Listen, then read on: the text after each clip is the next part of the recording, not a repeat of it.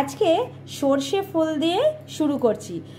সর্বপ্রথমে সকলের কামনা করছি নিশ্চয়ই সব আমার দর্শক বন্ধুরা প্রত্যেকেই ভালো আছেন এবং খোশ মেজাজে আছেন। ভারতবর্ষে ভারতনগরের ততুল্লায় দীপান্বিতা কৃষ্ণার তরফ থেকে সবাইকে স্বাগত জানাচ্ছি।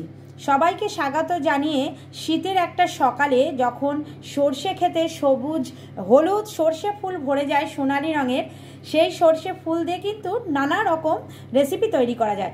আজকে চলে এসেছি একটা রেসিপি নিয়ে, খুব সুস্বাদু, গরম ভাতে দুর্দান্ত লাগে, সেটা হলো সর্ষে ফুল বাটা। তাহলে কথা না বাড়িয়ে রেসিপিটায় চলুন এগিয়ে যাওয়া যাক। এখানে সর্ষে ফুলগুলো আমি বেছে একদম আগা ডগার দিক দিয়ে, নরম ডগার দিক দিয়ে বেছে নিয়েছি। এভাবে সর্ষে ফুলগুলো সমস্ত নিয়ে এগুলোকে ভালো করে ধুয়ে নিয়েছি। ততক্ষণে এদিকে একটা ফ্রাইং প্যান আমি গরম করে নিয়েছি। এবার এতে দিয়ে দিচ্ছি সর্ষের তেল। খুব বেশি সর্ষের তেল এখানে ব্যবহার করছি না, 1 টেবিল স্পুন মতন সর্ষের তেল এখানে ব্যবহার করলাম। তেলটা গরম হয়ে গেছে। এখানে ছোট্ট 1 চায়ের টিস্পুন মতন একটু কালো জিরে দিলাম। ঝাল অনুযায়ী 5-6টা কাঁচা লঙ্কা চিড়ে দিয়েছি। হালকা একটু নাড়িয়ে নেব। নাড়িয়ে নিয়েই আমি আস্তে আস্তে করে এই সর্ষে ফুলগুলো এর মধ্যে দিয়ে দেব।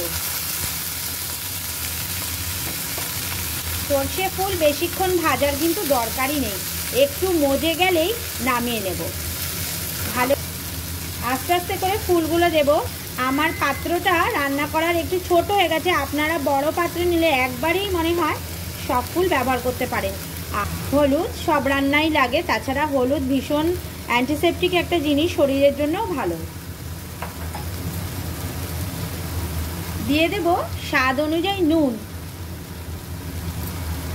গ্যাসের ফ্লেমটা মিডিয়াম টু হাইয়ে রেখে হালকা হাতে এটা একটু নাড়িয়ে নেব।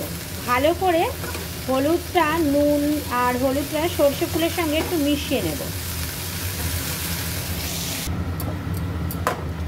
সমস্ত শাকটা এমনিতেই বেশ কতটা কমে গেছে, 1 থালা সর্ষে ফুল কোথায় চলে গেল। এবারে আমি কি করব, এটাকে একটুখানি একটা থালা বা কোনো ডিশে ঢেকে দিলাম আর গ্যাসের ফ্লেমটা একটু কমিয়ে দেব, যাতে জিনিসটা একটু সুন্দরভাবে একটু সেদ্ধ হয়। মিনিট 2-2 মতন ঢেকে রাখবো। মিনিট 2 কি 3 এতে ঢেকে রাখার ফলে এর থেকে যে জলটা বেরিয়েছিল সেটাও শুকিয়ে গেছে, কিন্তু সেটাও শুকিয়ে গেছে আর সর্ষে ফুলটাও হয়ে গেছে। আর আমি ভাজবো না, এবার গ্যাসটা বন্ধ করে দিলাম। গ্যাসটা বন্ধ করে দিয়ে এটাকে একটু ঠান্ডা করে নেব। ততক্ষণে শিলনোড়ায় চলে যাচ্ছে। এবার আমি শিলনোড়ায় করছি, আপনারা অবশ্যই মিক্সিতে করতে পারবেন, তবে মিক্সিতে চেষ্টা করবেন যাতে জল ছাড়া জিনিসটা বাটা যায়। এখন আমি কি করব, এর মধ্যে চায়ের চামচের 1 চামচ মতন একটু সর্ষে নিয়ে নেব। একটু সর্ষে নিয়ে নিলাম, অল্প একটু জল সহযোগে এটা বেটে নেব।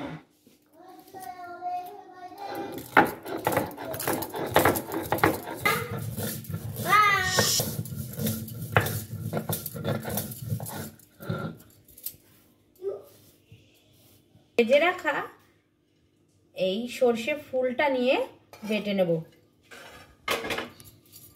একসঙ্গে সর্ষের সঙ্গে এটা বেটে নেব।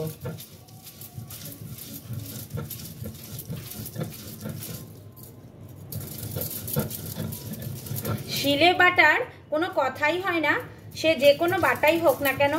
সে যদি আমরা মাছের ঝোল করি, ডিমের ঝোল, মাংস যাই করি না কেন, শিলে বাটার কিন্তু কোনো সাবস্টিটিউট বা কোনো বদল হয় না।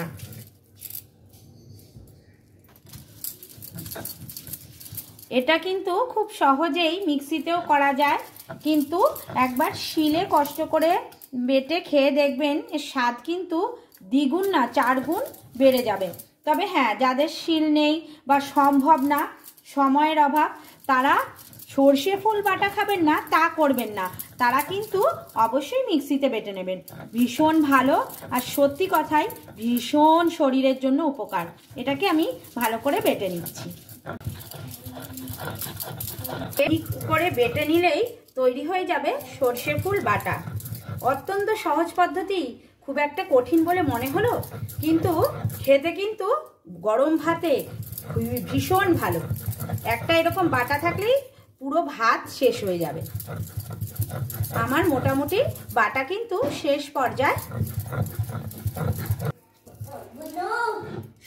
সর্ষে ফুল বাটা তৈরি হয়ে গেল। এবার আমি এটাকে একটা বাটিতে হোক প্লেটে হোক এটাকে তুলে নিচ্ছি। এটাকে আমি এবারে একটা অন্য জায়গায় ভালো করে চেঁচে তুলে নিচ্ছি।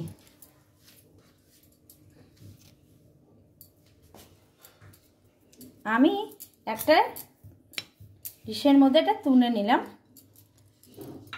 একটু এটাকে সরিয়ে দিই। আমার সর্ষে ফুলের বাটা কিন্তু তৈরি হয়ে গেল। এই বাটার ওপরে এবারে দিয়ে দেব একটুখানি সর্ষের তেল।